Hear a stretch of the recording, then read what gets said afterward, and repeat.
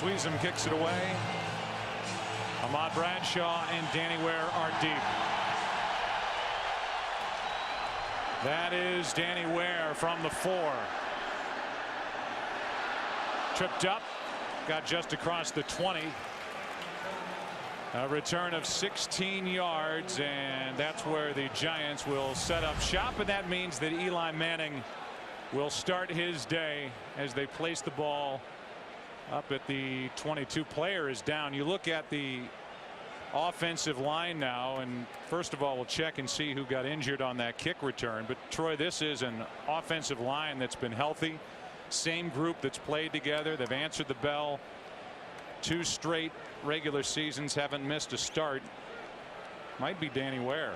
It is Danny Ware who returned the kickoff. They marked him down at the 22 and he can't get up. Yeah, not sure if it happened when he was first going to the ground or there at the end of the play, but this is a significant injury if he's unable to play in this ball game. Danny Ware, because of Derek Ward no longer on this squad, they're looking at Danny Ware being the primary 3rd down back.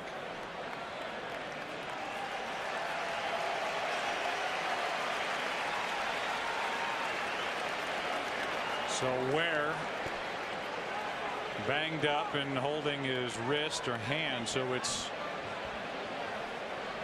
an upper body injury. And you're right, I mean, they lose Derek Ward, who's now in Tampa Bay. Signed a 4-year $17 million deal. Very good backup, 1,000-yard back a year ago. Ware is supposed to take some of those carries with Bradshaw. Career year in many respects statistically last season for Eli Manning. Play action to start his day. Underneath, Manningham makes the play. The catch out of bounds at the 25. A gain of 3. And now the defense, 4th overall, Troy, last year in 2008 for the group led by coordinator Greg Blasch. But they were last in the NFC in sacks and takeaways, looking for more dynamic plays out of that defense. Well, and they should be able to get it. I mean, they paid $100 million for defensive tackle Albert Haynesworth, and he's going to garner a lot of the attention in the middle, but it should open things up from some of these outside pass rushers. Manning lost the football. Football actually traveled forward on 2nd down, and it's recovered by the Giants. It's a gain of 3 as Seibert avoided an early turnover. I'm not even sure how Seibert even knew where the ball was. Eli Manning came up empty-handed. He was looking around for it, trying to fall on it, and it was down the field, as you said, and Rich Seibert alertly falls on it. So now 3rd and 4.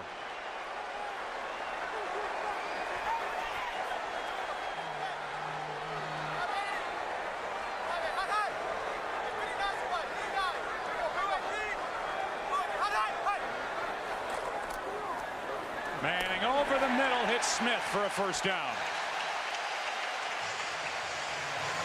Smoot brought him down after a gain of 7. Well, a lot's going to be expected of Steve Smith. You see him in the slot position. That's where he has been playing his first couple of years in the league. That's where he's most comfortable and actually most effective. But he will also be lining up on the outside on the early downs. And he's the one guy who Eli Manning, in visiting with him, he knows what he's going to do. He's played in big games with him. He's made big catches. Quite a comfort level with Steve Smith. Bradshaw lined up at the top of your screen. Good pocket for Manning. This one's batted into the air and it drops incomplete as Horton almost came away with a pick. Carlos Rogers got his hand in there and knocked it away. Almost turned it into a big turnover again in favor of the Redskins. Well, the Giants are trying to spread the Redskins out a little defensively, and Chris Horton, he's sitting down pretty tight. He's only about 15 yards off the ball. Now, he's not the one who made the play. Carlos Rogers did, but because of where Horton is lined up, it gave him an opportunity to make that interception that he failed to catch.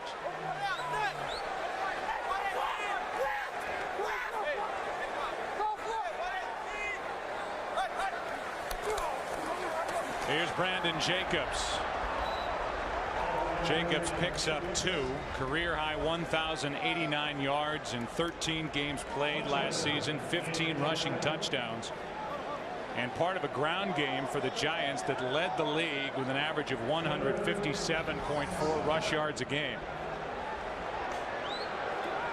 A real physical presence in the style of play that he has when he's running the football. He has missed time each of the last 2 years, and that's why, whether it's Ahmad Bradshaw or ultimately Danny Ware, whoever that backup is going to have to emerge.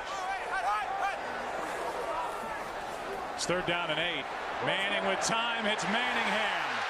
Mario Manningham down inside the 40 to the 36. If you're just joining us, a 3rd down completion to Mario Manningham from Eli Manning sets up 1st down inside the 40. And you saw Fred Smoot, the corner on the outside, because there was someone coming to the flat. He could not carry Manningham up the field, and that's what created the hole in front of LaRon Landry, the safety. Manningham, one of those young receivers. Last year, a 3rd round pick. Very little impact for the Giants in 08. Jacobs down to the 31. LaRon Landry on the stop, a gain of 4. After you get past Dominic Hickson and Steve Smith, the Giants have no receivers on their roster who caught more than 12 passes last year. And so the experience on the outside for Eli Manning just is not there. And you've got this group that's active today with Ramses Barton, a 3rd round pick from Cal Poly, who should chip in before the end of the season. 2nd and 6.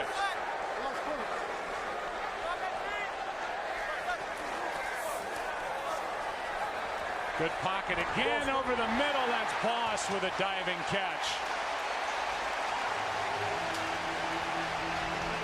And Manning has looked crisp here in the opening possession. And I like what Kevin Gilbride, the offensive coordinator, is doing with the play calling. They're spreading them out. They're coming back with the running game, and they're mixing it up pretty good. A nice catch there by Kevin Boss. And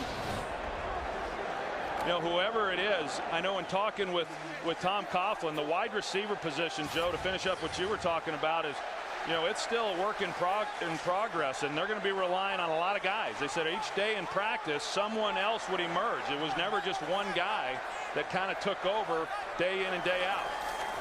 On 1st down, out of the shotgun, it's Jacobs. Wow, what a hit. Picked up 8.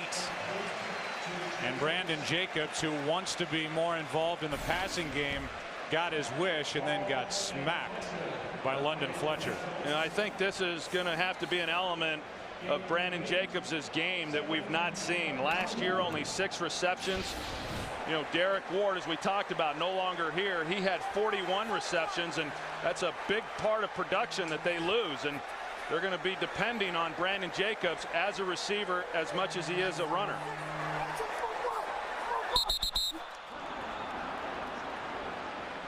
Timeout is taken by the Giants. On 2nd down, it's Jacobs. Cuts up field and fights.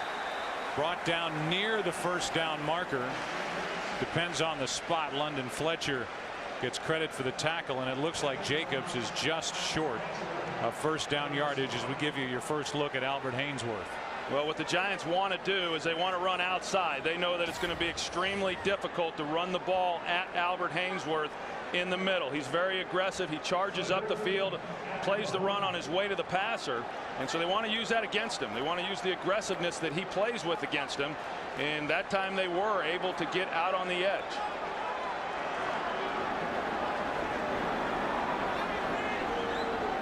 Third down and inches. And a toss. And coming up short is Bradshaw. No gain. LaRon Landry up to make the play. Now it's 4th down. And the field goal unit trots on.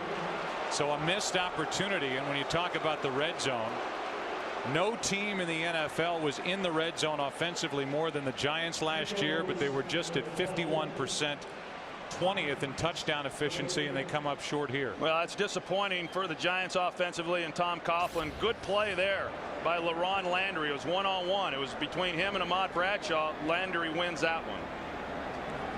And now Lawrence Tynes, who lost his job last year to John Carney, hits from 28. Giants score first, but after having 1st and 10 at the 20, not what they had in mind. And Jason Campbell, I thought it was interesting what he told you. He said during that process, he didn't ever want to press Jim Zorn into finding out exactly what he thought or where he thought the organization was headed, because he didn't want it to cloud his opinion of his head coach if he did come back here in 09. Well, he's really a good young man, and I think he handled it very well. And I'll be honest with you, I think Jim Zorn handled it very well. He said that he brought brought Jason Campbell in and visited with him and was very upfront with him. Explained to him that we're going to take a look at Jay Cutler. We're going to take a look at Mark Sanchez when the other part fell through. And it appears, at least in talking to both of those guys, that the relationship is still very strong. And that's important for your quarterback and your head coach. What was one of the deepest positions for the Giants last year has taken a couple of nicks here in the first quarter. Jacobs looking at his wrist down on the bench, and Danny Ware had to leave after the opening kick return. Here's a line drive that hits Sellers in the chest. And the big fullback finally gets his hands on it and rumbles forward out to the 29. 15-yard return. Wilkinson on the tackle. And we look at this Redskins offense. And Jason Campbell, who last year had career highs in completion percentage, threw for over 32 yards. Only 6 interceptions. Didn't have any picks in the first 8 games. And the Redskins are happy to have Derek Dockery back on their line after 2 years in Buffalo. Well, if this offensive group is going to be able to do anything this year, it's going to be because they've gotten better along that offensive line. Handoff is to Clinton Portis. Big start. Clinton Portis into Giants territory and out of bounds at the 36. What a start for Portis. Johnson brings him down after a run of 34 yards. Well, you're just going to see it. It's off tackle with Clinton Portis. You know, that's the stretch play. And then as soon as you see the lane, it's a one-cut stretch play, and Clinton Portis is as good as anybody there is in the league at running that. And he loves to get running downhill. Of course, on the outside, you got Chris Cooley, who does a good job there on Kenny Phillips, the safety, coming over the top to try to make a play. Gets enough of them, and Portis inside that block. 34-yard run. Portis' longest last year was 31. Randall L. thinking about throwing it. In trouble. And down he goes back near midfield. They'll mark him at the 48. Blackburn was there, and he had friends with him.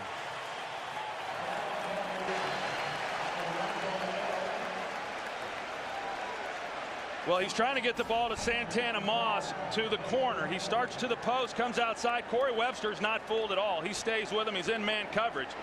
Now, Antoine Randall L., once he gets the ball here and realizes everybody's covered, you just got to throw it away. And if he throws it away, then he doesn't take the lost yardage. They lost 10.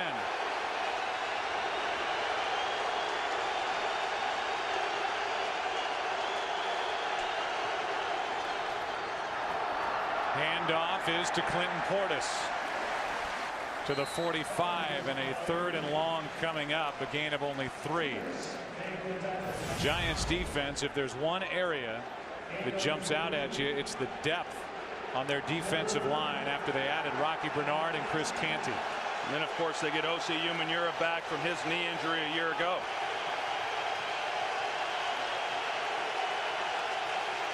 I know Jim Zorn said he wanted to be very methodical in how he called the game early. Wanted to give himself a chance to make some big plays. The one time they tried it, they took the big loss with Antoine Randall L.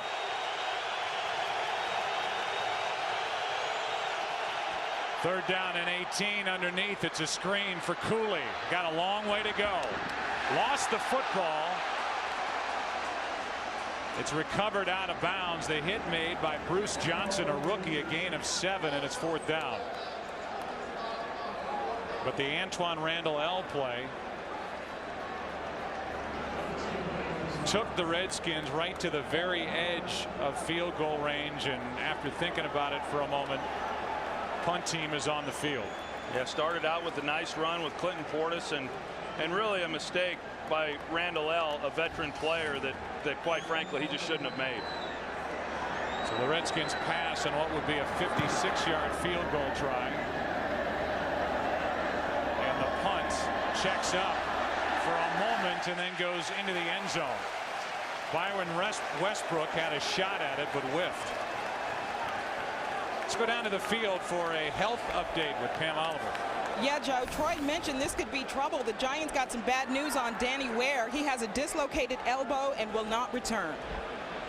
So there goes some of that depth. Well, and the thought is that he was going to be the third down back, as I was talking about. Brandon Jacobs can play that role. They don't want Ahmad Bradshaw in that role primarily because of the blocking that's required. Brandon Jacobs can handle the blocking, but then he's not quite the receiving threat that they had when they had Danny Ware.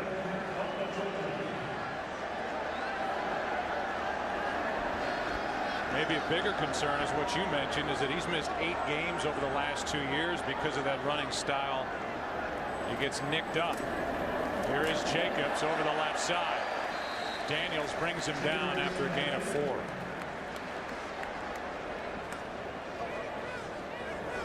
So second down and 6, under 5 to play in the opening quarter here at Giant Stadium.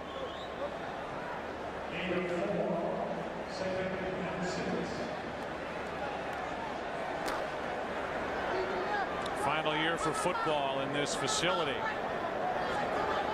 Giants have called this place home since 1976.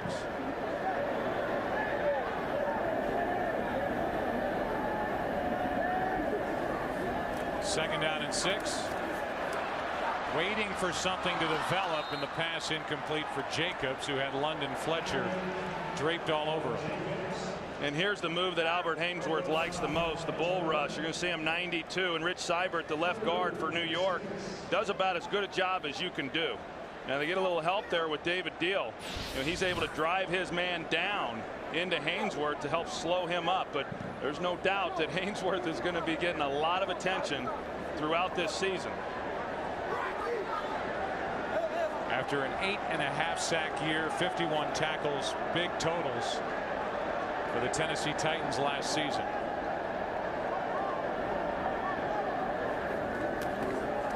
On third down, Manning buying some time, throws and hits Steve Smith. 17 yards for a Giants first down.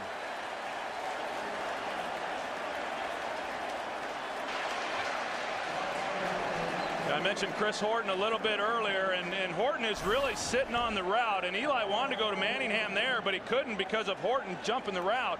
But he's able to get to the back side of this and then find Steve Smith for the first down.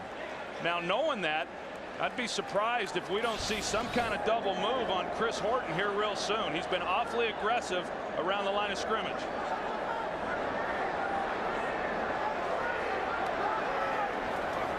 First down, that's Bradshaw, and that's McIntosh.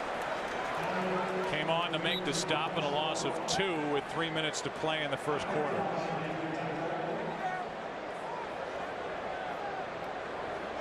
So second down and 12.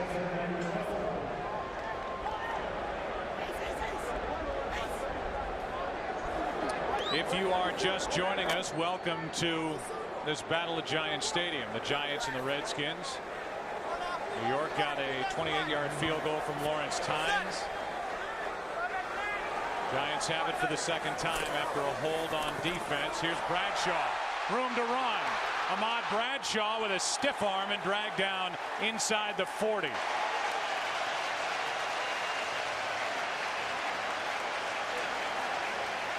John O'Hara, who made his first Pro Bowl trip last year, the center. You can see him pull out. Does a good job. Chris Horton right there knocks him out, and that's what springs Ahmad Bradshaw inside. Good block on the outside by Dominic Hickson as well on D'Angelo Hall. I tell you, they were stacking the line pretty good, and I think that's the great thing. You always find out about a team as to how well they run the ball when people are expecting them to run the ball. That time the Redskins loaded up the box, and the Giants still get a good run out of it.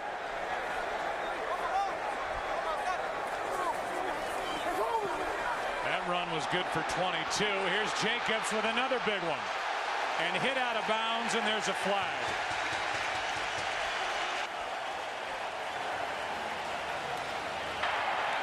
After the play, personal foul, unnecessary roughness, late hit out of bounds. Number 30, defense. 15-yard penalty, correction, half the distance to the goal. First down.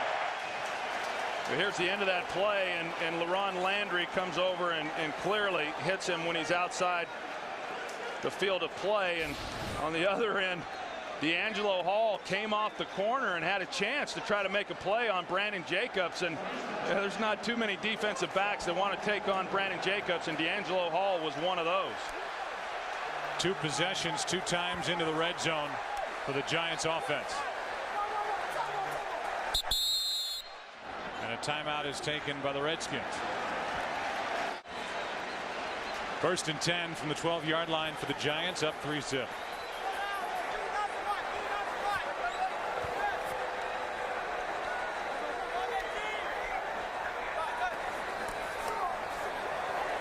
Over the middle again, it's Smith. Down to the 5. Gain of 7. And we talked the last time the Giants got down in here in the red zone, the problems that they had scoring last year. And it's a little bit surprising, especially considering how effective they were running the football. Typically, teams that can run the ball as well as what the Giants were able to a year ago are very good down here in the red zone. And right now, this year, and they missed it at the end of last year, Plexico Burress, a big target. That's where they really missed him at the end of last season.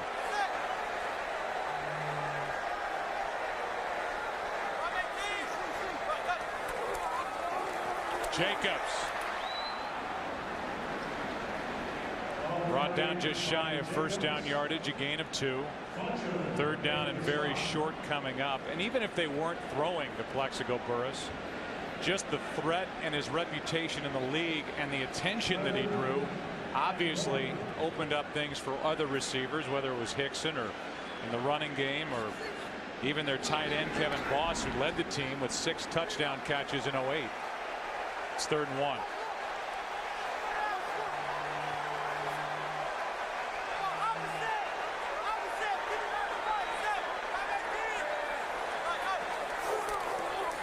Jacobs ran into a wall.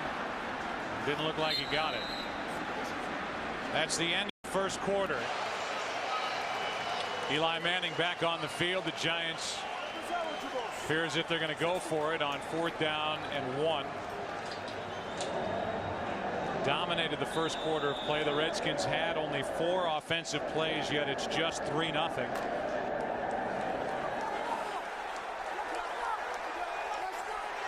It's a full yard to go.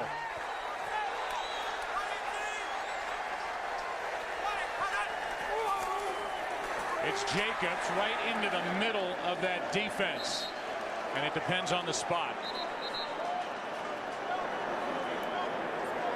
That's why the Redskins paid all that money to Albert Hainsworth to plug up the middle. From where that official ran in, it looked like they're going to mark Jacobs shy of first down yardage. Well, I mean, you look at the Giants, clearly they're going to use their strength and they're going to come right at him. And you see Albert Hainsworth, who was right in the middle of that. Hainsworth appears to be okay. The bigger piece of news is that they measured while we were in a commercial break, and Jacobs was about 5 or 6 inches short of first down yardage. And Hainsworth was in the middle of this play by the end of it. Well, they're trying to double him with Rich Seibert and David Deal, but they did not get a very good block on him. He's able to come off of that double team and still get involved in the play and keep the Giants from picking up that first down.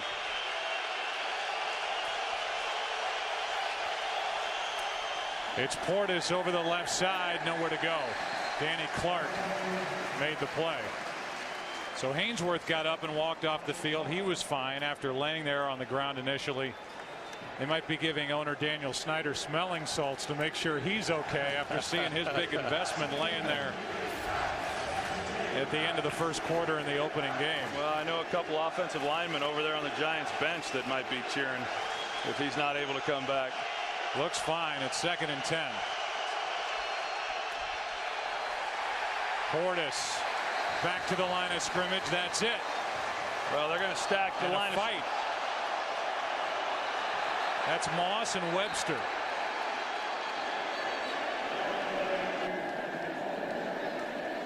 Moss was without his helmet as those two went to the ground.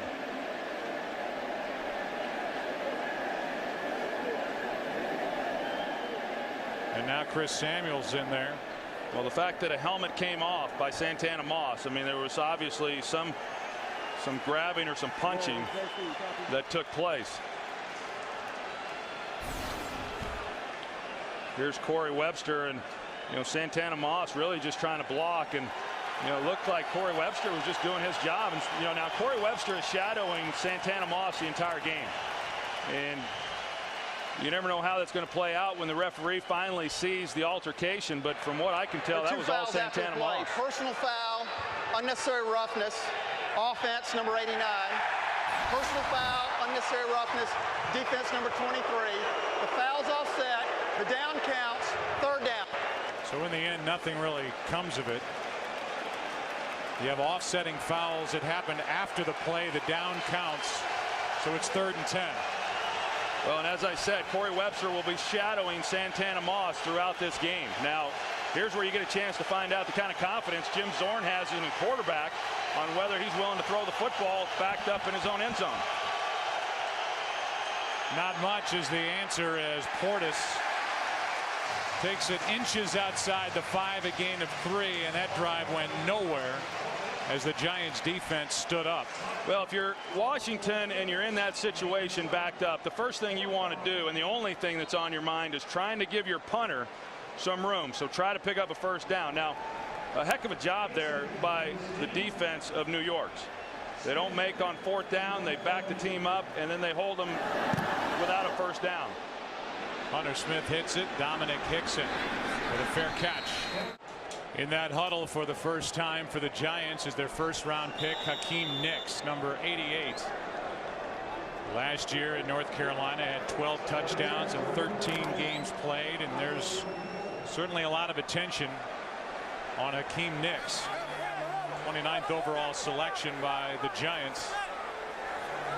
As New York tries to fill that gap left by the departure of Burris. Ahmad Bradshaw. Little stutter step in the backfield, and he picks up 2. Back to that little fight that broke out between Santana Moss and Corey Webster. Yeah, you can see Santana Moss initially, knowing it was man coverage, was just going to try to run Webster off, and then that's when the tempers flared. And I felt that it was all on Santana Moss as far as what initiated that, but that's not going to keep Tom Coughlin from having a conversation with Corey Webster. And it's obvious that Santana Moss is a little bit frustrated. They haven't done much here in the early going offensively, and he has yet to catch a ball.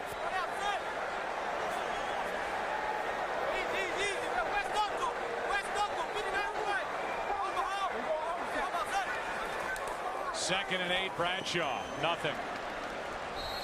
Cornelius Griffin, a former Giant, brought him down at the line of scrimmage. And so now 3rd and 8 for Eli Manning, who started 8 for 10, 76 yards, and he's hit 5 different receivers here in the first half. Well, even though the Giants here have dominated this first half because the Redskins really haven't done much on offense, the fact that here we are and the Giants only have 3 points is pretty impressive.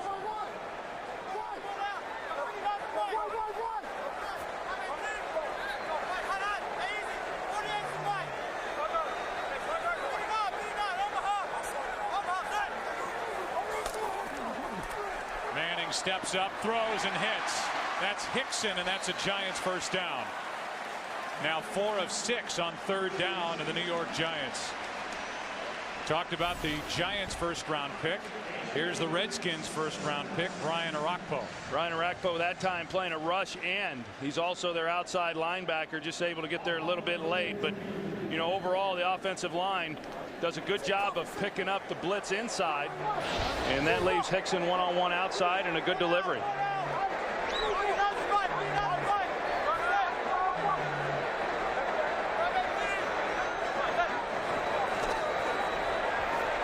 Manning with a good pocket over the middle, and there's the first drop by Hicks. Hakeem Nicks dropped it. Hakeem Nicks dropped that throw that fluttered to him from Manning on first down. We welcome you back. It's 2nd down and 10 for New York. The ball is just inside the Washington 33. Giants have had no problems moving the football until they get into the red zone, and then they've hit a wall. Here's Jacobs bouncing it outside, and a good play by London Fletcher. It's time people around the league, if they don't already, realize just how good he is. He's never missed a start since coming from John Carroll. Played for the Rams, won a Super Bowl there. He's never been to the Pro Bowl. He's led the Redskins in tackles the last 2 years. Not a big guy, certainly not in the category of an oversized middle linebacker. He just is all over the field. Yeah, he's just solid, you know, week in and week out. And I know that, you know, he feels that he's not appreciated around the league, but he has really played well for really all the teams he's been a part of. 3rd down and 7. That's Manningham on the outside, makes a move down the sideline, still going with blockers for the touchdown.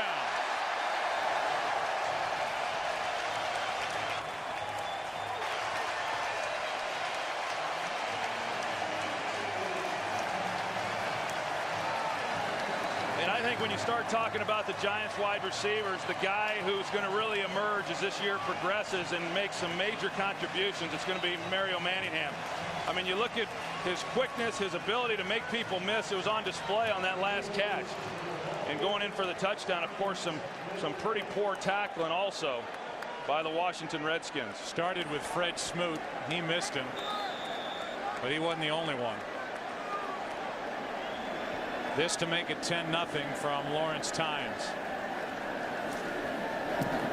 One of the young guys, Mario Manningham. Mario Manningham with his first career touchdown. He had to work to get it. 30 yards after making the catch. Made a couple of tacklers miss. Somehow kept his feet in bounds, and it's 10-0 Giants. Tynes kicks another line drive. This is Rock Cartwright from about a yard deep. And Cartwright to the 25 and just beyond. Well, they're all smiles over there on the sideline. Those two especially, Manningham and Manning. Yeah, I mean, this is somewhat understandable with Smoot not being able to bring him to the ground. But right there, D'Angelo Hall, who has the sideline to his advantage. All he's got to do is knock him out of bounds. Carter misses him there. But a pretty weak effort here by D'Angelo Hall, overrunning it and not being able to just simply push him out of bounds.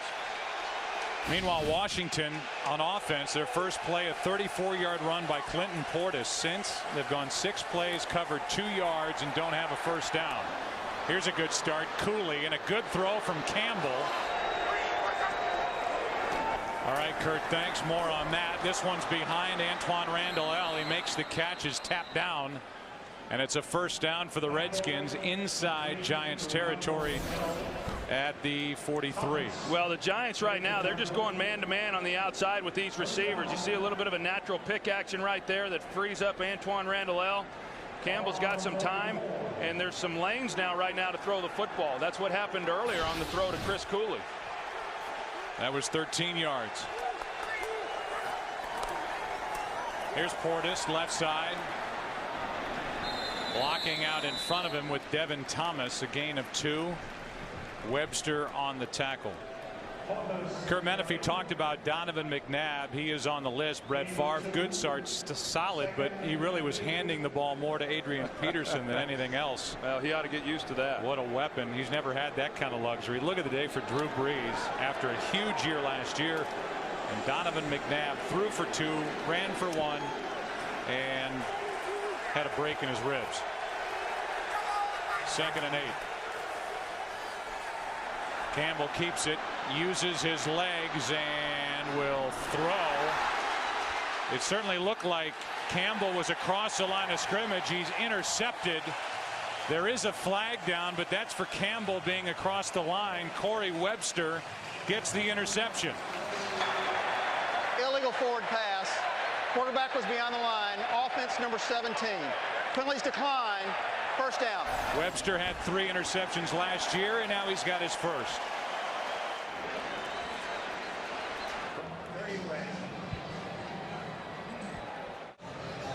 If there was any question as to whether Corey Webster got both feet tapped down in bounds, we've looked at it during the break, and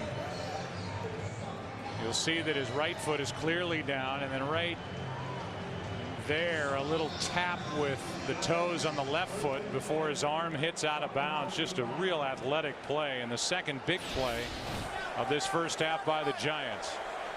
30-yard touchdown to Manningham, and now with the Redskins moving the ball, Webster puts a stop to that. Back to the air goes Manning, throws a flutter ball but caught by Smith. 14-yard completion for a first down. You go back and look at this route by Santana Moss, and he's in a pretty good position to make this play if he comes back down the line, back down the sideline here. And he does not do that. Corey Webster does, and just simply beats him to the ball. Does a great job of keeping his feet in bounds. Now, it wouldn't have mattered anyway. I mean, Jason Campbell's got to know where he is on the field as well. No excuse for running across the line of scrimmage and throwing the football.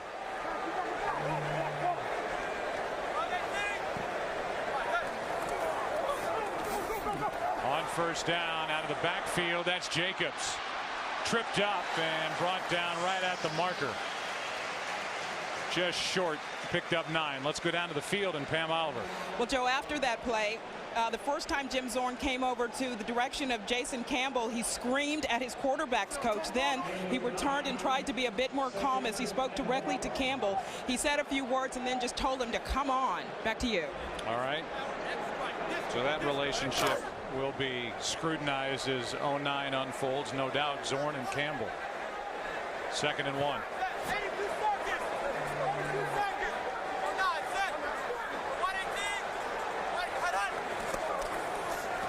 Bradshaw, first down, lowers his shoulder down inside the 45 to the 44, got 9. You see Albert Hainsworth. This is the this man's an absolute load. I mean, you're going to see what he does here to Rich Seibert, the guard. Actually, Deal coming down, he blows that up. But what the Giants have done a good job of here in this first half is running away from him. You know, he's not going to ever see a lot of teams trying to run the ball at him. They want to run it away from him, make him run laterally, and try to wear him down as quickly as they can. First down, New York. The Giants have been inside Washington territory all 4 possessions. Bradshaw picks up 3. You talk about the frustration of Jim Zorn, and you know, he's not unlike Tom Coughlin or all these other head coaches around the league today that, you know, as much as you prepare in the offseason and then you go through a training camp, you have the preseason games, but these starters aren't playing much, as we well know, in the preseason games, and there's a little bit of an unknown, especially for the Redskins. Now, the Giants at wide receiver, I understand some other areas, but for the Redskins offensively, you know, there were some unknowns coming in as to, okay, what's this team exactly going to be? And I don't know that we know yet, even here in this first half. 2nd down and 7, a toss to Bradshaw. What a move. First down inside the 35. Ran around Phillip Daniels and gained 8, and Bradshaw is showing what he can do. Typically for Ahmad, it's been 4th quarter magic. Now he's doing it here in the first half. Well, this is the element that Ahmad Bradshaw has, a pitch to the outside one-on-one on Phillip Daniels, and that shouldn't be a match. And when you're talking about a back that's as elusive as what Ahmad Bradshaw is, and you know, the Giants really need a second guy to emerge, and they're hoping that that'll be Ahmad Bradshaw. Disappointing year last year, but he's got some real skills.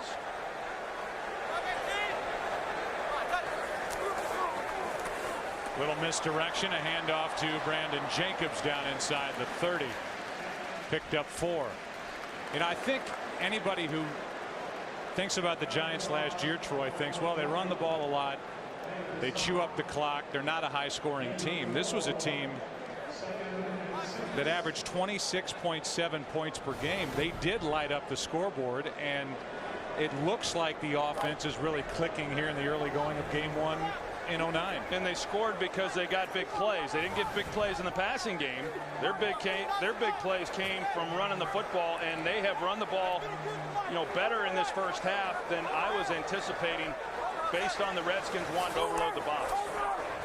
This one's tipped and behind Steve Smith, and At the end of the play, Brandon Jacobs takes a shot, but no flag. LaRon Landry hit him. And Jacobs is saying, where's the flag? And it's third down. Yeah, I would be asking the same question.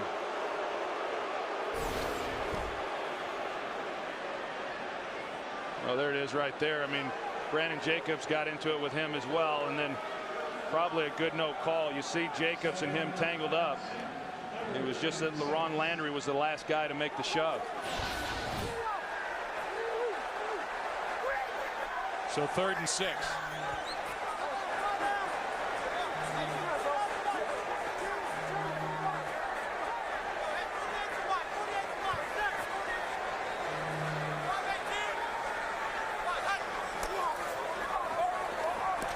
Manning in trouble, and down he goes. Ball comes out. And it's recovered by the Redskins. Washington's defense makes a play. Eli Manning, who turned the ball over personally 27 times in 2007, turned it over just 12 times last year, while the Giants gave it away just 13 times to tie Miami for an NFL record, the fewest in a 16-game season. Handoff is to Portis. Here is the Giants' first turnover as it left the hand of Eli Manning. And we think, looking at it on the replay, Troy, and you saw it first, that Andre Carter had a finger around the face mask of Eli Manning. It looked like he might have had his index finger for a brief moment there around the bottom of the face mask, and I think that's what Tom Coughlin was arguing about, you know, with the referees. And you know, you look at what they did defensively there, Washington. That was one of the few times we've seen an all-out blitz, and they were able to get home. 2nd and 7. Clark coming on the outside. Campbell airs it out, and the closest to it is Corey Webster. Santana Moss, the intended receiver. It's 3rd down. Well, just they're a little out of sync right now. Santana Moss, you're going to see when he gets to the top of the route, he's going to the post, and that's where he's going to expect the ball to be thrown. But Jason Campbell thought that he was going to continue to run on the fly route. You see Santana Moss continues to be frustrated, and Corey Webster was almost able to flag that one down for an interception. First time Campbell's thrown to Santana Moss. 3rd and 7.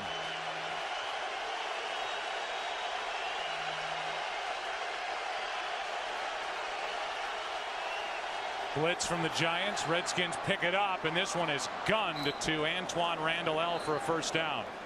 That shows you how strong the arm is of Jason Campbell.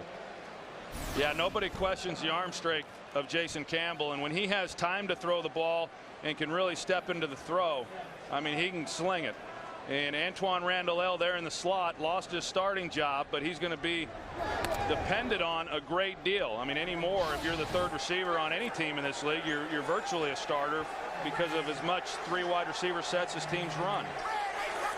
Redskins have 2 timeouts left. Under 2.5 minutes, and the ball stripped. Picked up by Osi Umenyiora. Knocked away by Osi Umenyiora. Welcome back, Osi Umenyiora. Touchdown Giants.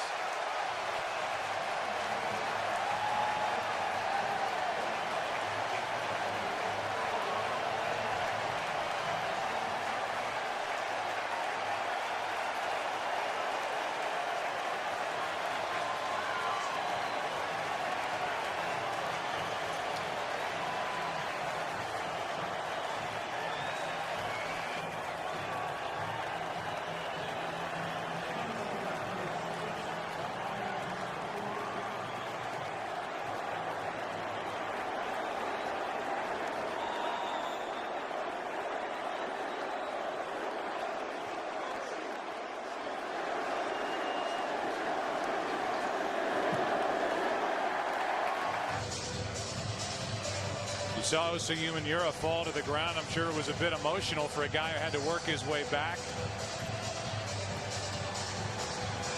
Had a left knee injury, torn ligaments, worked his way back, and now, as Justin Tuck says, we have our leader back, and that leader just made a big play. Yeah, unassisted.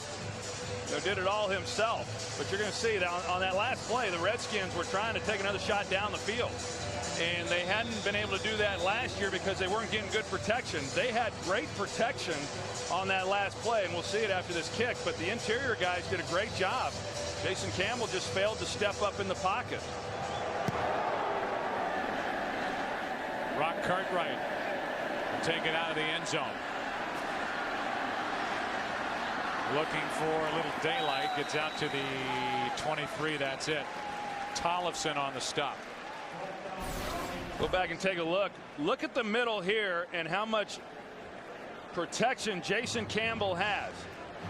I mean, that's about as good protection as you're ever going to get. And when you're playing guys that are coming off the edge like the Giants have, you've got to know that, and you can't sit back in the pocket. You've got to be able to step up. OCU Manura comes off the edge. Samuels actually does a pretty good job trying to run him by him.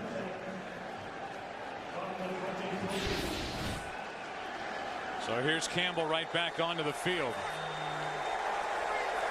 Washington's turned it over 2 straight possessions. Pulls it back, hits Cooley. First 4 possessions haven't gone well for the Redskins, but certainly time left for Washington to take a bite out of the 17-0 lead. Campbell drops the snap and now dumps it off to Liddell Betts.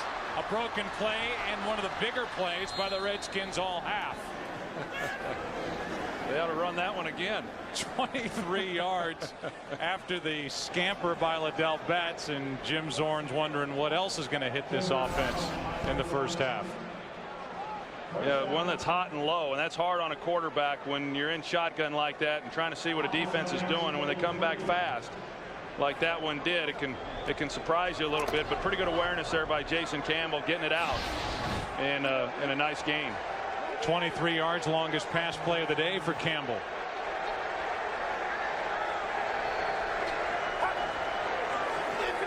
Extra men on the rush. Campbell throws and gets it to Antoine Randall.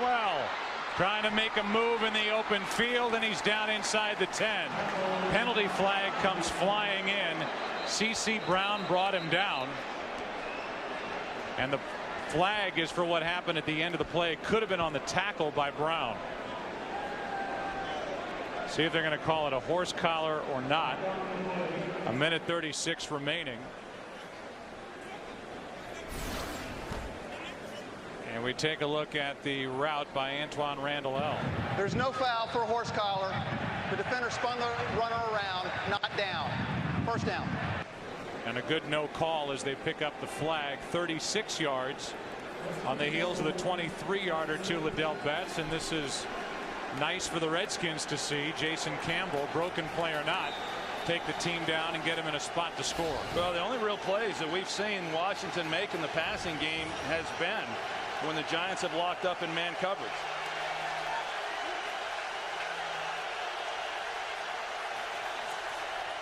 On 1st and goal, it's Portis. It's 2. Clearly, this is an important drive right here for the Washington Redskins. Down 17-0. If they were able to punch this in and come away with a touchdown, sure go a long way, and feeling a lot better about what has been a pretty poor performance here in this first half.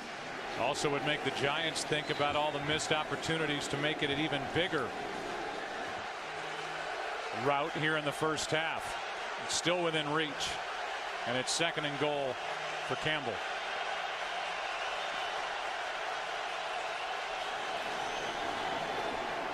That's Moss, and that's well covered defensively. Phillips and Johnson, the 2 safeties, were in there for the Giants in a loss of 2. You know, coming into this game, a lot of talk about defensive coordinator Bill Sheridan, the job that he was going to do, and you know, not a lot of changes from what Steve Spagnuolo, now the head coach for the St. Louis Rams, not a lot of changes in what they're doing defensively, nor should they be, as successful as this group has been. Now, he's stepped into some pretty tough shoes. You know, Steve Spagnuolo, when he took over a few years ago, this Giants defense was ranked near the bottom in the league. And now he acquires this defense and a group of players that are very accomplished.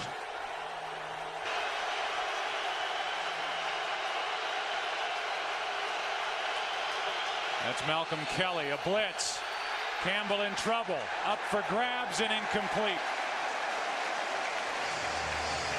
C.C. Brown was coming on a blitz. He and Tuck got into the face of Jason Campbell, and it's 4th down. Good call by defensive coordinator Bill Sheridan. He brings the blitz and forces Campbell to get the ball out sooner than what he would have liked. Good job there by the Giants defensively after giving up the big play to Randall L. and then keeping them out of the end zone. 26-yard try by Sweezum, who missed an NFL high 10 times last year. And they fake it. Running with it is Hunter Smith, and he's in for the touchdown. The Redskins needed a jolt, and they just got it from their punter, Hunter Smith.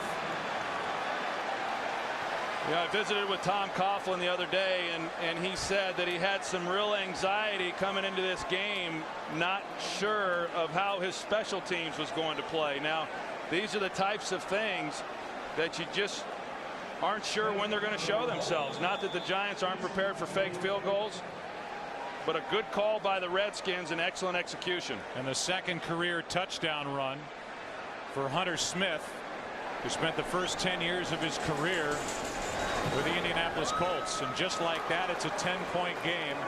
And this entire first half, which for the most part was dominated by the Giants, has a completely different feel to it now after this. And they really sold it.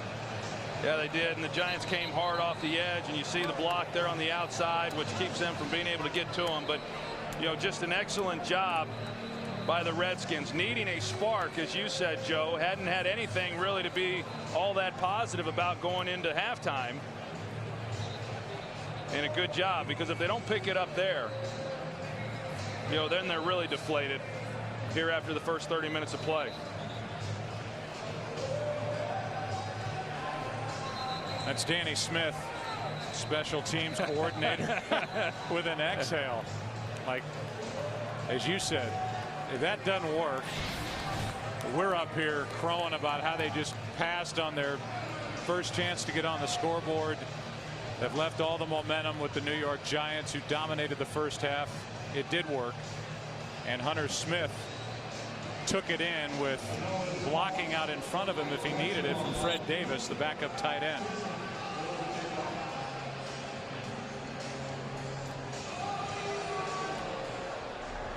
.21 seconds left in this first half. And on the return, that's Hedgecock, the fullback.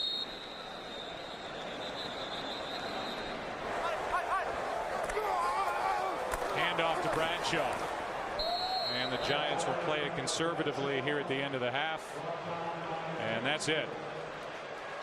You and I have a lot to talk about during the halftime.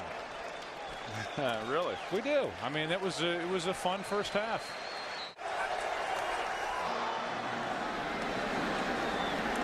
Brock Cartwright will take a knee. Let's go down to the field and Pam Oliver.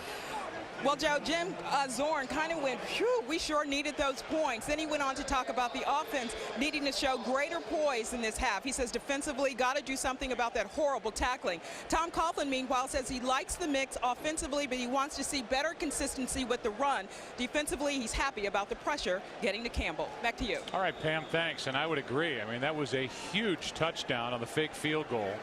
And for Jim Zorn, on a short leash, it would seem, with the Washington Redskins organization as their head coach, he needed something at the end of that half. Here's Clinton Portis. He picks up one.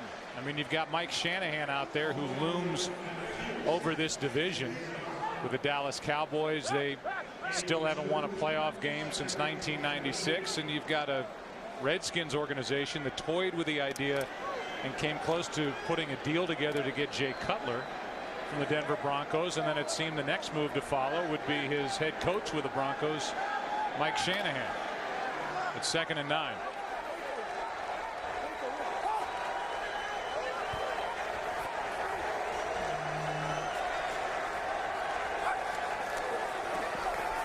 Four-man rush, Cooley over the middle as Campbell fitted in there, good for 7. Well, if you look at Washington there in that first half, they actually did a pretty good job throwing the football for the most part, and did a pretty good job running the ball. Where they had problems is they didn't protect the football, and then they failed to convert on third downs. And this is a very manageable third down here. And if they're going to be able to give their defense a chance to get some rest and climb back into this ball game, they're going to have to start converting some of these. 1 for 4 in the first half. On third down.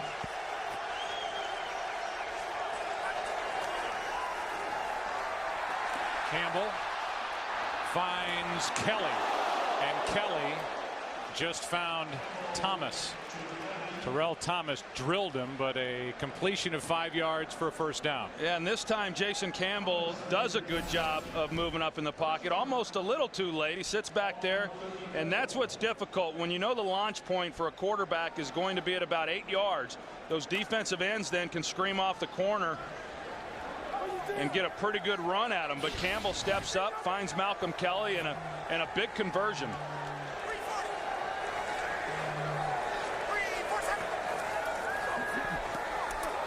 Hit as he let it go. That pass was tipped. Antonio Pierce, the middle linebacker, and the signal caller in the middle of this defense, got in there to make the play. Well, and as Jim Zorn said the other day, I mean, he was really concerned about this defensive front for New York and the way that they can take over a ball game and really dictate the tempo. And in a lot of ways, that's exactly what they've done today. Osi Umenyiora obviously with the strip fumble and the touchdown, but you know, Campbell's been under some pretty good duress in this game.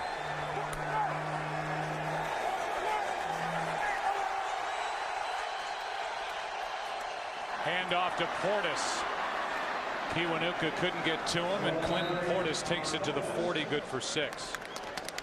You know, Clinton Portis last year, another 1,000-yard season. He's been very productive since he came over from the Denver Broncos. And you know, but at the end of the season, he started to wear down because they really want him on the field as much as possible. And, you know, was nicked up, wasn't able to practice as much as what they would like for him to. And they're going to have to manage that a little bit better this year. 3rd and 4.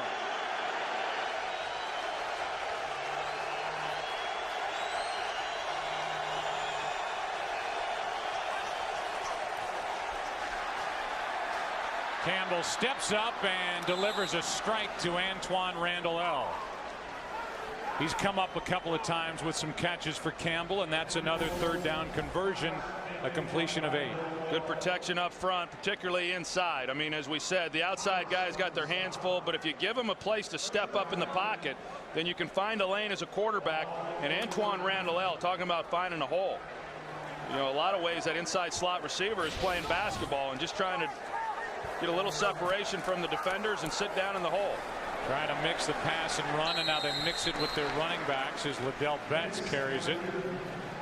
Maybe picked up a half yard, and Rocky Bernard, who was added along with Chris Canty. A lot of money for Canty. 6 years, $42 million was the deal, and a guy who's typically playing at defensive end now is being asked to play inside in a 4-3 defense, trying to give depth to this defensive front. And they weren't real sure what to expect out of Chris Canty because he missed a lot of playing time because of injury in training camp, having to learn a new defensive system, and they're really getting their first look at him here today. 2nd down for the Redskins. First possession of this second half, down by 10. Webster's done a terrific job on Santana Moss. There's the matchup. Only one catch for Moss. Good run by Portis, bouncing it and picking up 8. Bruce Johnson on the stop. Here's Moss and Webster earlier. Yeah, this was earlier in the game, early in the first quarter, and them going at each other, and then just a few moments ago they got together and all's good. But all's good for Corey Webster anyway. Santana Moss hasn't done much in this game. Another third down for the Redskins. 3rd and 2.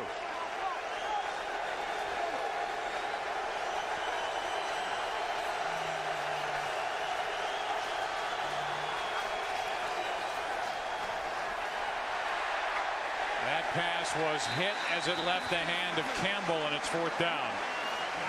Matthias Kiwanuka with pressure got his hands up and forced the incompletion. And Matthias Kiwanuka is the, I don't want to say the odd man out, but he's the guy who's not the starter, and yet he's handled that role very, very well. And as we know, on third downs, he's going to get his chance to play. But a guy who had to go back and play linebacker, and he's been a real team player since he got here to New York. Fair catch by Hickson. What a day here at Giant Stadium weather-wise, and a good game. 10-point lead for the Giants, who start with it at their own 8. Pass is complete. That's Hakeem Nicks making a move, and Nicks has enough for a first down. And so Hakeem Nicks gets into the mix, and we welcome you back inside our booth. And you know, that cast of characters has changed on the outside for Eli Manning, but all in all, they look like the same type of attack they had in a good year last season. I think you've got to be pretty pleased with what you've seen of the New York Giants if you're Tom Coughlin, and you know, and how they've been able to be balanced, running the football. You know, nothing real spectacular, but they're getting some plays on the outside. You know, you're talking about Hakeem Nicks coming in, he's getting into the fold. I think they've done a good job here of being very efficient here offensively. They have stalled inside the red zone as Brandon Jacobs takes it to the edge and picks up 9.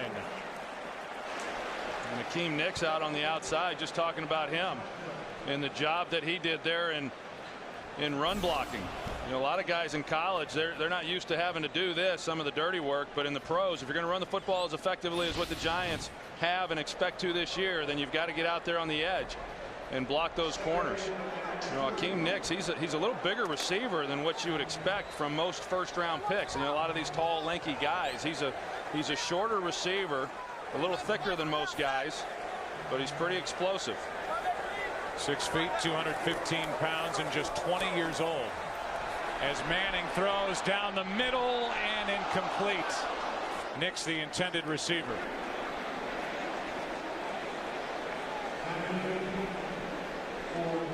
You see Eli picking himself up off the ground. Andre Carter put the spin move there on Dave Deal, and once that happens, then he's able to come in, and he got sandwiched between the two. And if you're able to get this ball anywhere in the vicinity of Hakeem Nicks, he's more than likely going to come down to. That's one of his real strengths, is his ability to go get the football and make the tough catch. Pretty clean so far, but a big hit between Alexander and Carter. It's 3rd and 1. Handoff is to Jacobs, and he goes backward. Making the play was Chris Horton, so the Giants, Troy, took a shot on 2nd and 1, figuring they'd have enough on 3rd and 1 to get the first down, and they don't. A loss of 5. Yeah, and I like the play call, and I like what Kevin Gilbride did there, taking the shot on 2nd down. 3rd down, you're thinking that you can pick it up, but the Redskins and Greg Blosch just did a nice job. They got Chris Horton up off on the line of scrimmage. He came off the edge and was able to make the tackle before they were able to pick up the first down. 43-year-old Jeff Fiegels, his first punt of the day. Had a Pro Bowl year last season. On the return, it's Moss. He's trying to get his hands on the football, and a penalty flag comes in. You know, if you're midway through the 3rd quarter and your punter's punting for the first time, that's usually a pretty good offensive day. And yet you're only up by 10, as they've not been able to pound it in. During the return, illegal block in the back. Receiving team number 23. 10-yard penalty. First down, timeout. Well, there's the day so far for Santana Moss. How have the Giants been able to shut him down? Well, what they've done is they put Corey Webster on him one-on-one and have given him no help, or they've put Terrell Thomas on him, and then they've given him safety help over the top. So he's either getting doubled or he's getting singled by Corey Webster. Redskins spread out their offensive formation and hand it to Clinton Portis. And we look at early game headliners. Tony Romo had a big day, and Adrian Peterson 180 yards and 3 touchdowns. You know, you mentioned earlier who had Hunter Smith in their fantasy league. All those Drew Brees owners, they made out pretty good today. So Shockey had 2 touchdowns. He didn't have any last year. in his first year in New Orleans. To the 25 when Clinton Portis, and somebody's hurt for the Giants. Might be Tuck. 2 players are down. Tuck is on all fours.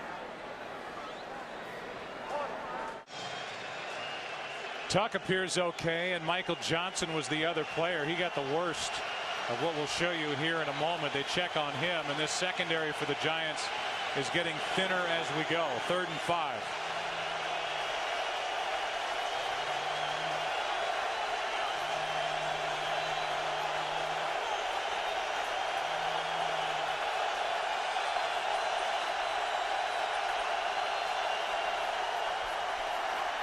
Pass complete to Cooley for a first down. The ball comes out. Live football. C.C. Brown picks it up. And they mark him out inside the 1. Blackburn knocked it out. And for right now, they're calling this another Washington Redskins turnover. Well, they have enough right there for the first down. See if his knee was down prior to the ball coming out. So that is challenged. Jim Zorn just threw the red flag out onto the field, and that'll be Redskins ball and first down. Yeah, I would think it would be reversed, and if it is, as you said, it was a 6-yard completion on 3rd and 5 and would be enough for a first down for the Redskins. Looked like the left knee got down. Washington is challenged as the runner's knee was down prior to losing control of the football. Timeout. They're still looking at it under the hood, and you have to believe they want to make sure of the spot. After review, the runner's knee was down prior to losing control of the football. The runner was down by contact. 1st and 10 for Washington at the 31-yard line. Washington is not charged with a timeout. So no fumble as Blackburn ripped it out, but the knee was down. It was a good job, though, by Corey Webster coming up, from the corner position to make the tackle. Pretty easy challenge, though, there for Jim Zorn and for the officials. So a first down, a 3rd down conversion, and for Chris Cooley, his 5th catch, 47 yards. Redskins are still waiting to get some sort of production out of their high draft picks from a year ago. Devin Thomas, who had 15 catches last year, Malcolm Kelly, who had only 3, and Fred Davis, a 2nd rounder, a tight end from USC, he had only 3, and none of them with a receiving touchdown. So far today, just Malcolm Kelly has 1 catch. Otherwise, that group is unheard from to this point in the game, with 5.5 left in the 3rd quarter. There's Malcolm Kelly, who they were raving about during the preseason and coming out of camp. Yeah, I think they felt that Malcolm Kelly would bring them a little bit more size, and clearly a 2nd-round draft pick, a guy they're expecting a lot of things from. But Antoine Randall coming off a career year last year, and he's one of the few guys here in this ball game that's making any plays. Toss to Portis, cuts up field and runs into Chris Canty. A loss of 1.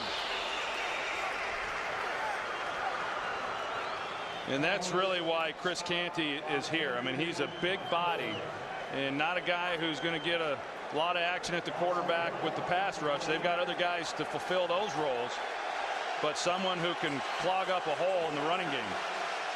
Michael Johnson left. Said he got a burner. He's back in there. Tuck is fine. He's on the field. After their collision, it's 3rd and 8.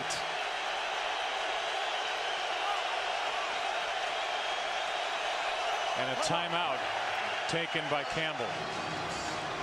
Well, the Giants got their pass rushers in right now with Osi Umenyiora, Justin Tuck, Matthias Kiwanuka, and then Rocky Bernard in the middle.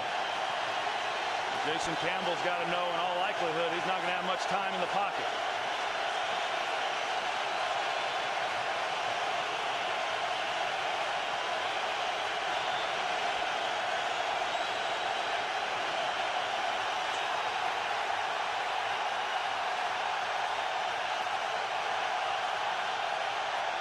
Handoff to Betts, and he lost a yard. Michael Johnson in there to make the play. He has a team-high 7 tackles in this game. Well, they overloaded the box. They brought in Michael Johnson. They had C.C. Brown coming off the edge. And the only chance you have, if this is the play you're going to go with, is making somebody miss. And then there's nobody in the secondary. But a good job defensively by the Giants not letting that happen. Crowd was never louder. Good on that 3rd and 8. Good punt by Smith. Drives Dominic Hickson back. And Blades with a big hit. Penalty flag is down on the field. A 9-yard return. You know, it looked like Jason Campbell he checked to that run. During the kick, holding, receiving team, number 25. 10-yard penalty, 1st down. That's Bruce Johnson, the rookie, getting a chance to play here today, undrafted out of college. But yeah, let's go back. It was a 3rd down and 8, and looked like Jason Campbell checked into that run. Yeah, and you know, it didn't look like he was real comfortable with what they had, and maybe got a little bit confused. I'm not real sure, but you know, there was nothing within that defensive look that would have indicated going to the run off tackle was going to work. You know, unless you just have a pretty spectacular play. I tell you, I've been impressed with Bill Sheridan, 1st-time defensive coordinator at any level, and he's mixed it up pretty well. He has these guys playing awfully well for the New York Giants. On 1st down, it's Jacobs. Fletcher in on that stop. Cornelius Griffin as well. Gain of just 2. You know, we haven't talked a whole lot about Albert Hainsworth today either. You know, coming into the game, we were talking about his impact, and you know, a guy who can be awfully disruptive. And the fact that we haven't mentioned his name too much speaks to the job that interior group is doing. Sean O'Hara, Chris Snee, Rich Seibert, those 3 in the middle are the ones that are having to absorb most of it. Hainsworth 2 tackles to his credit so far in this game. Play action from Manning in trouble. Throws over the middle, and it's tipped and intercepted by Hall. D'Angelo Hall on the return and out of bounds just outside the 10. Tipped by Landry on an ill-advised throw. Pressure by Andre Carter, and here's another chance for the Washington Redskins. Yeah, and you can see how upset Tom Coughlin is because the only way that the Redskins, from what we have seen, is going to be able to get back into this ball game is by having a mistake. And here you got Steve Smith, D'Angelo Hall outside. It would have been there had he been able to throw on time, but LaRon Landry drives on it because the ball was a little bit late due to the pressure, and it's hard to get enough on the pass from that angle. A really nice job by LaRon Landry, who plays awfully deep, which allows him to keep everything in front of him.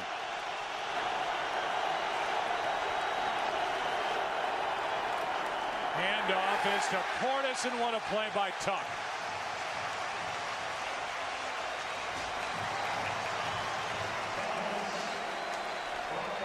A loss of 5.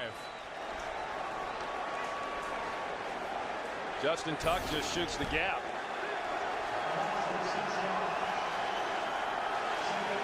You see as it unfolds, he just shoots right through the middle there, unblocked, and gets to Portis before Portis even gets going.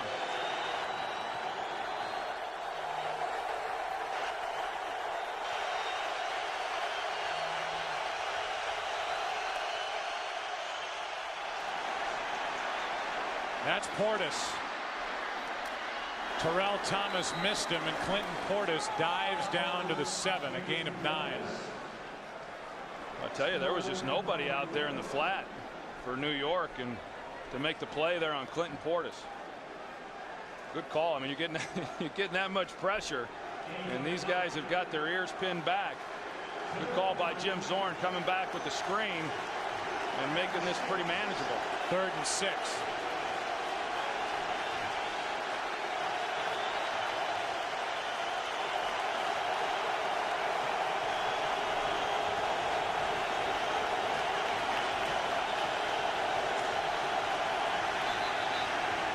Another timeout taken by Jason Campbell. Steve Spagnuolo is well on his way to greatness, and soon Bill Sheridan will follow. But Bill Sheridan, you see him on the sidelines here, and originally he thought he was going to be up in the coach's box. That's where he felt that he could see the game best. But Antonio Pierce likes being able to talk to the defensive coordinator on the sidelines, and that's why Bill Sheridan's on the field.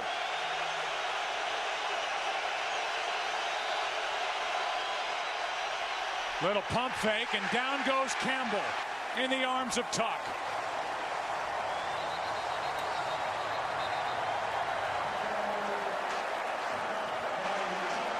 And this Giants defense, different coordinators still flying around. Well, it looked like he's trying to find Antoine Randall and then Cooley on the back of the end zone, and he just got pressure before he could come back. And here's Malcolm Kelly on the other side. Now, I don't fault Jason Campbell here. Third down, taking a sack doesn't take you out of field goal range. He's trying to hang in there as best he can to get the touchdown, and really no harm in that sack. And now Sleezem hits from 27.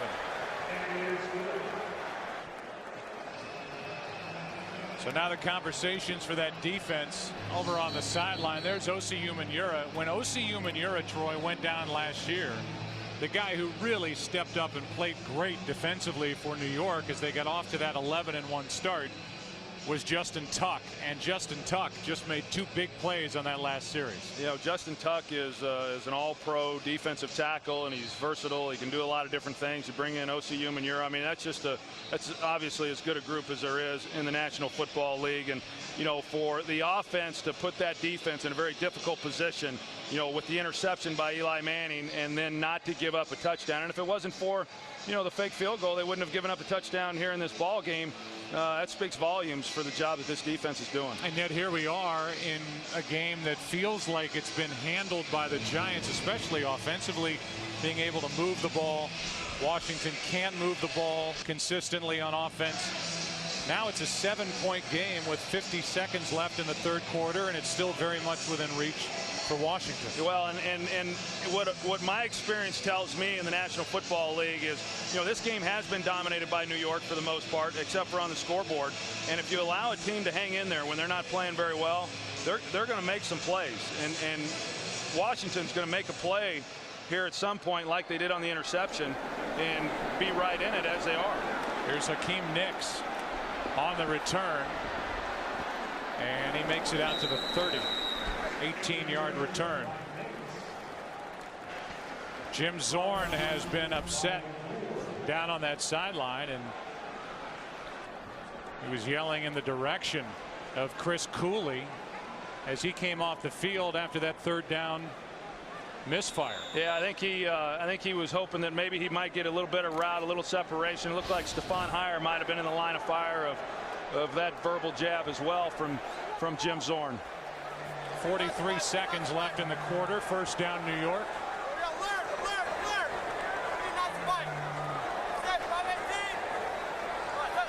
From their 29, Bradshaw, Hainsworth, and Big Albert with his $41 million guaranteed plugged up that hole and made the play on Ahmad Bradshaw, and then gives him a pat on the back and says try it again. Yeah, I think they had a little more success when they were trying to run away from Big Albert Hainsworth. And you know, you can see, you know, right there Albert Hainsworth, and you got Rich Seibert, who's in a good position. He just can't move him. You know, he's just 350 pounds and not a soft 350 pounds either. I mean, this guy is extremely powerful, and you just can't move him. Third quarter expires prior to the snap.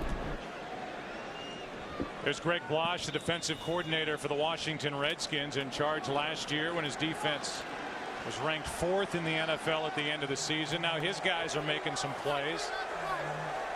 Hainsworth made the last one, a loss of 2 on a run by Bradshaw, 2nd and 12. Penalty flags fly, could be a free play, and the pass is caught by Boss. Stays on his feet and down in midfield. It's an offside against Washington. The play will stand. Offside. Defense number 99. Penalties decline. First down. Yeah, they just turned Boss loose. They're in a zone coverage there, and that's the void. You get past the linebacker level, there's a hole in that seam right up the hash mark. Eli Manning was able to find him. 23-yard completion to the 50.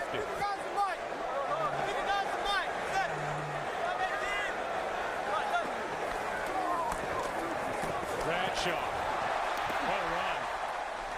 Able to pick his way through the Redskin defense and pick up 9.5. Good job blocking up front. Chris Snee, the other one who was voted to the Pro Bowl last year. You're going to see him pull out and kick out. And then he's led by Madison Hedgecock as well.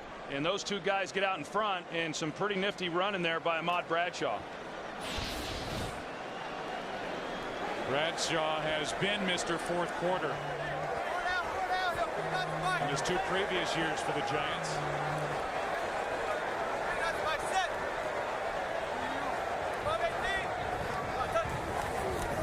And he gets it again. First down. Wrestled down inside the 35 by Hainsworth. You know, this offensive line for the last couple of years have really done a great job. Brandon Jacobs, the last 2 seasons, averaging 5 yards a carry.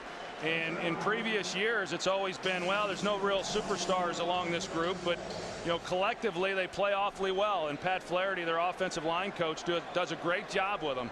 It was nice last year, as dominant as they have been, and as dominant as they were last year rushing the football, that they got some individual honors with Sean O'Hara and Chris Snee. Well-deserved honors.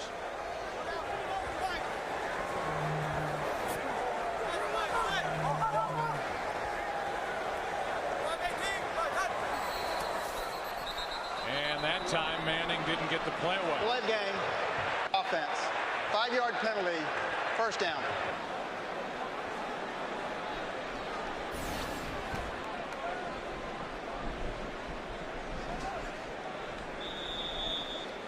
I think Eli noticed at the last minute that he better hurry up and get that thing off.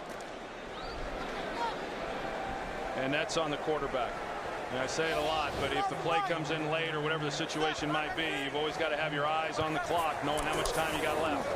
Blitz from the Redskins. Jacobs gets it. And he gets back to the line of scrimmage. Rocky McIntosh made the stop. Andre Carter hit on the tackle as well. And it's 2nd and 15.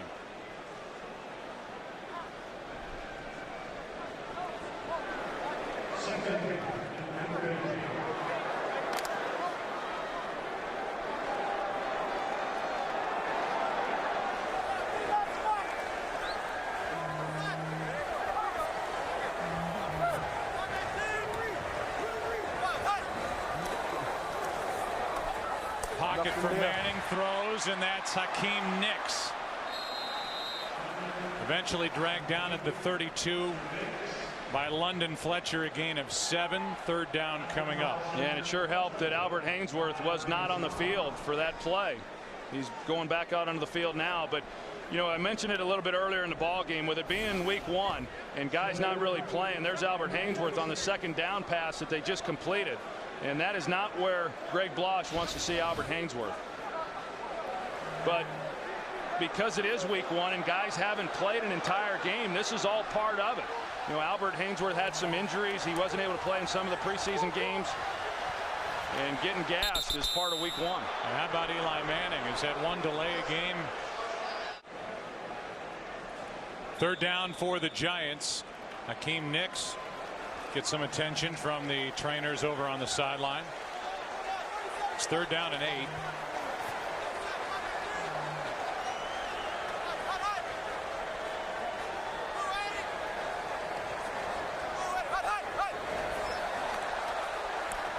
Manning throws, penalty flags fly, and Manningham is ripped to the ground by Smoot, and it's an offside against Washington.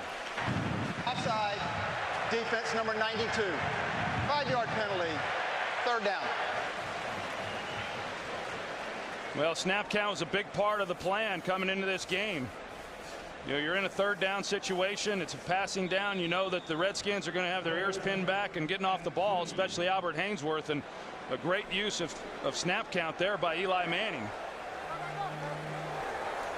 I wouldn't be surprised if he goes with it again here.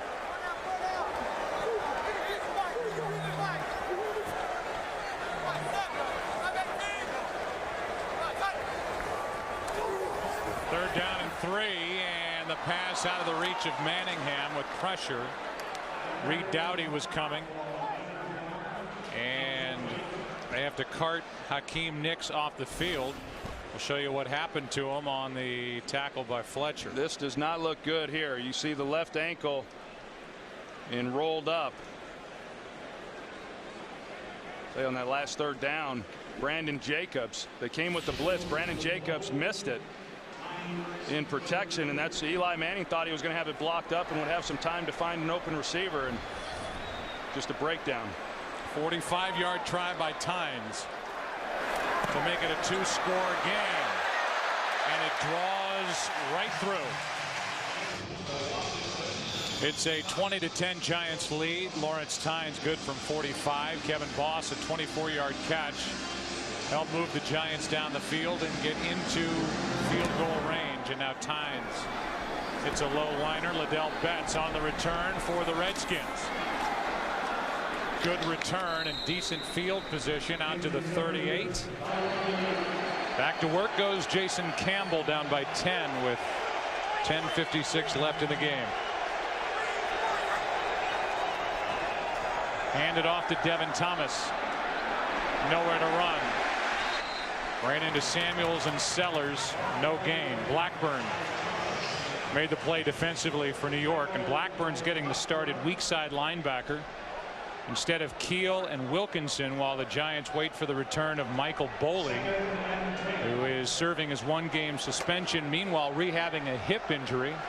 And Blackburn has played well. And you can never have enough of those types of players. You know, here you got Blackburn, who had been working as a backup at middle linebacker. He moves over to weak side, and just a versatile football player. Empty backfield. Campbell over the middle hits Antoine Randall L. And a lot of work for a 5-yard gain.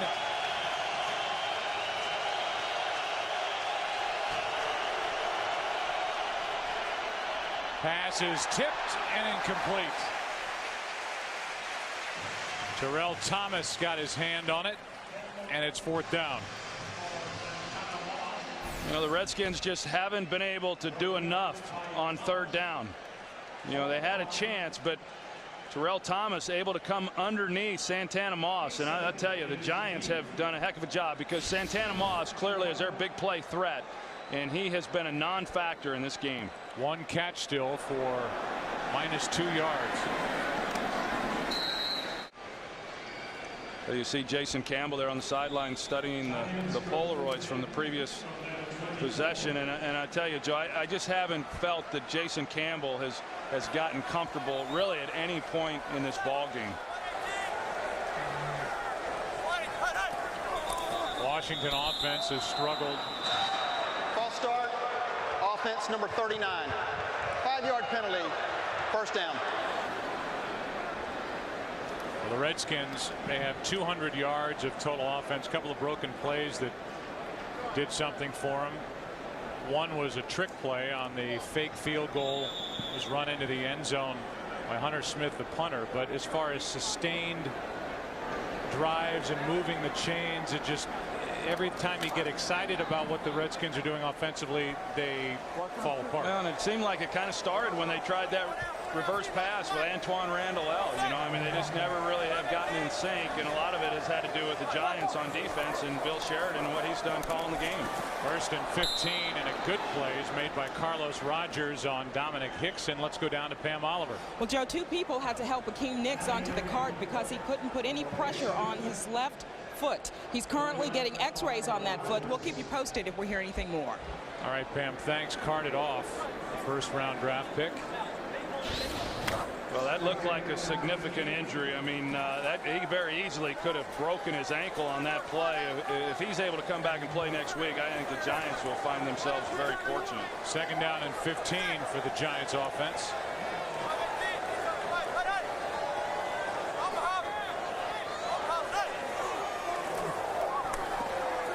Time for Manning, hits Steve Smith. Smith out to the 29, a gain of 10. Rocky McIntosh made the tackle for the Redskins. Yeah, this is a big series for the Giants, and certainly a big series for this Redskins defense. The field goal was big because it made it a 2-possession game. And now what the Giants would like to do is, you know, they'd love to be able to move down the field and come away with points, but if nothing else, just take as much time off this clock as they can and give it back to Washington with not much time, knowing that they've got to score twice.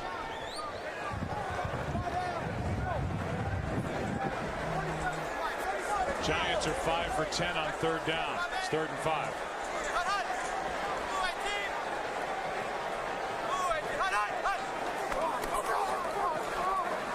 Manning down the middle for Smith. What a catch. What a catch by Steve Smith. Good for 26 yards. Well, they try to bring some pressure on Eli Manning, and he knew exactly what he had. He tries to hold the safety there. He comes back into the slot to Steve Smith, and not a great throw, but watch the catch by Steve Smith. Steve Smith behind him. An excellent concentration on his part, being able to haul that one in. 6 catches for Smith.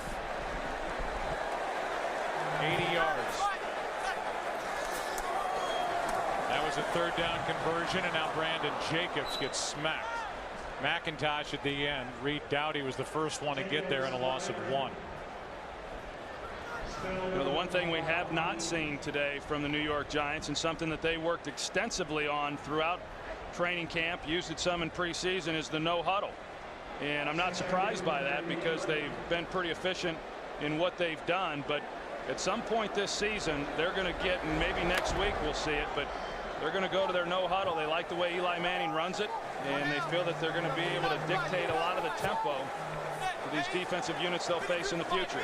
Next week, the Giants open up new Cowboys Stadium for the regular season in Dallas. Here is a pump fake, penalty flag, and a diving try by Hickson incomplete. But a flag is down as Hickson got behind Carlos Rogers. Prior to the pass, illegal contact, defense number 22. 5-yard penalty, automatic, 1st down. Well, double move on the outside, slant and go. They call that a sluggo, and Carlos Rogers bit on the slant. And if he hadn't have made the contact, that was a touchdown. It was a well-thrown ball by Eli Manning, and you can see just out in front of Hickson, and he still could have made the catch, a tough catch.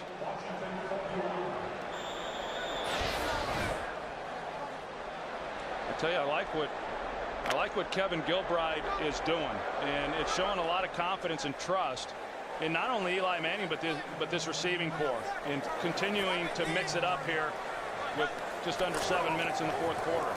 Here's Bradshaw.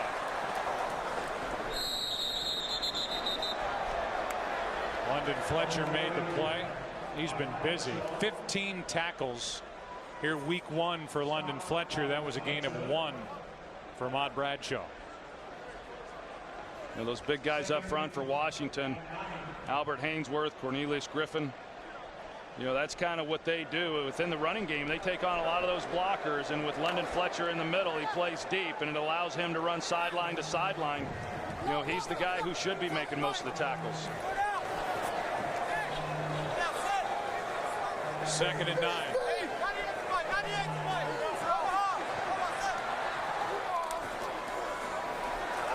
Manning throws and finds Kevin Boss. Tripped up and down inside the 15. Tell you, Eli's getting high fives from all the offensive linemen. He tucks it, and it looks like he's going to run at first, and then he sees Boss coming across the middle and pulls up and alertly gets him the football. Kevin Boss, he's a guy who's really come along. He came on great during the playoffs in that Super Bowl run, and then last year was a little more productive, but you know, I think he's going to have a pretty good year for this Giants team. 27-yard catch and run by Boss, former 5th-round draft pick out of Western Oregon. Manning, penalty flags come down, and it's a hold against the Giants. Holding, offense for 76. 10-yard penalty, 1st down. That's Chris Snee. Knee right there, 76, the right guard. And they got him. And I'll tell you, the Redskins, last year was last year. This is a new year, as we well know. The number 4 defense in the league last year. But I always think you determine good defensive teams based on how they play when they have to stop somebody. We see Hakeem Nicks coming back on crutches, but this has not been a good drive defensively for the Redskins. They've let the Giants just go right down the field. So 1st and 20. And Bradshaw underneath. Takes it just inside the 17. Hall on the tackle, a gain of 6. My first start was at New Orleans, and I didn't have any more fun than Matthew Stafford had today. 2nd down and 14. Bradshaw again started to run before he made the catch. 3rd down and 14. Manning underneath again to Ahmad Bradshaw, brought down from behind at the 10. Play was made by Arakpo, the rookie. Gain of 7. It's 4th down. And onto the field comes Lawrence Tynes. Well, and the Giants did what they hoped to do. I mean, they got the ball, they drove it down, they took 5 minutes off the clock, and now they're in a position to come away with 3 points. And time right now is the enemy for Washington, and a good job by the Giants, not very good there by Washington defensively. Because of poor clock management by Jason Campbell. Only 1 timeout remaining for the Washington Redskins. And Tynes draws another one through. The stats will tell you that the Giants have worn out the Redskins. They have 150 more yards of offense, 15 more plays, and 12 minutes more in time of possession. And then the most important stat, 13 points more on the scoreboard with 3:12 to play. Rock Cartwright from the 5. And Cartwright crosses the 25 out to the 28. Campbell scrambles and Betts drops it. How about an update on Hakeem Nicks back to the field and Pam Oliver? Yeah, Joe, just found out Hakeem Nicks that he has a sprained left foot. X-rays were negative, so that's good news for New York. So just a sprain, but who knows how long that'll keep him out. Yeah, and it'll be more sore tomorrow when he wakes up. See the Boston Red Sox trying to sweep a doubleheader from the Tampa Bay Rays. Further solidifying their spot on top in the wild card chase in the AL. There's Moss. Rather insignificant second catch. A gain of 8. I tell you though, I think you've got to come away if you're Tom Coughlin and feel pretty good about your team, especially on the offensive side of the ball. And Eli Manning spread the ball around and got it to a lot of different people today. Antoine Randall L is tripped up after he gets a first down. For Washington, I mean, they'll go back and have to answer a lot of questions. The good news for them is they will go home to take on the St. Louis Rams and should be able to take care of them. But this was not a good showing offensively at all, at least in my opinion, here at Giant Stadium for Jason Campbell and company. Well, and it wasn't. And then you say, well, they got the Rams. The Rams beat them a year ago, and then they have Detroit and Tampa Bay. And there's some games they should be able to win. I think coming in, you would look at this game saying this would be a hard game for them. 2-minute warning coming up as Jason Campbell finally takes off, uses his legs. Seattle dismantling St. Louis. Not a good debut for Steve Spagnuolo. Campbell throws, hits Antoine Randall L, who gets dragged down with another Washington first down at the Giants 17. This is about as good as we've seen of Washington moving the football in the hurry up and making some plays, and if they can get a score here quickly. This one to the end zone, and they do. It's Cooley.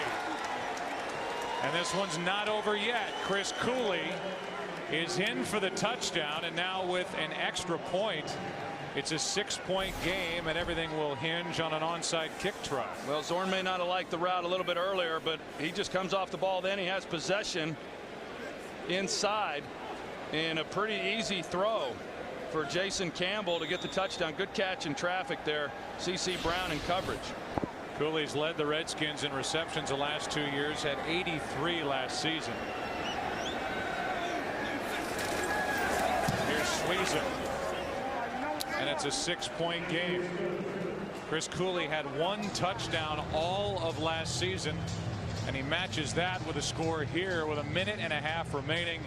It's a 6-point game, and during the last break, I was watching down on the sideline, and Sean Sweezum was down there practicing his onside kicks, and now that's what we're left with here before the end of this one. I mean, the Giants have done a good job the entire game. They get into no huddle and you change things up a little bit, and sometimes that's what you need to do as an offense to kind of get it going, and they go right down the field. And you're right. I mean, now it comes down to an onside kick, and you never know. I mean, later in the year, you've worked on it a ton. Right now, you're just kind of hoping that they execute it and make a play. Sweezum will try to obviously bounce it up into the air, and then the Redskins, and they're left with still 1 timeout, should have time to get it down the field and try and get it into the end zone. But first things first for Washington, it's up to Sweezum.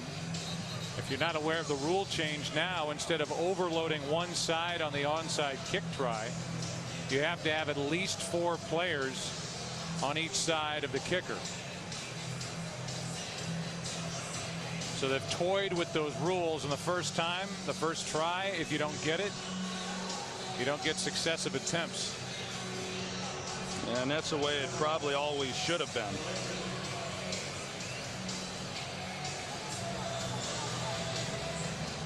So the hands team out there on each side.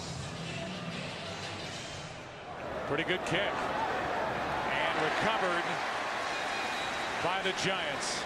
And Steve Smith, who's had a nice first game here in 2009. He was the one left all alone, and it landed right between the 1 and the 2. Yeah, they didn't get the real good hop that you're hoping to get. I mean, it went straight up in the air, and Smith was there then to make the play, and good execution by the Giants. That front line, you're going to see the job that they do. They go take it to the Redskins right there. That allows Steve Smith then the clean catch. And that's what you're hoping to do. You don't have to wait. The blockers do not have to wait for the Redskins to get 10 yards. They went after them and made it pretty easy. So Steve Smith, who has 6 catches, 80 yards, has his biggest catch in this second half, the onside kick. And now Brandon Jacobs will force the Redskins to use their final timeout. And they'll crank it up next week at home against the Rams. All right, let's go.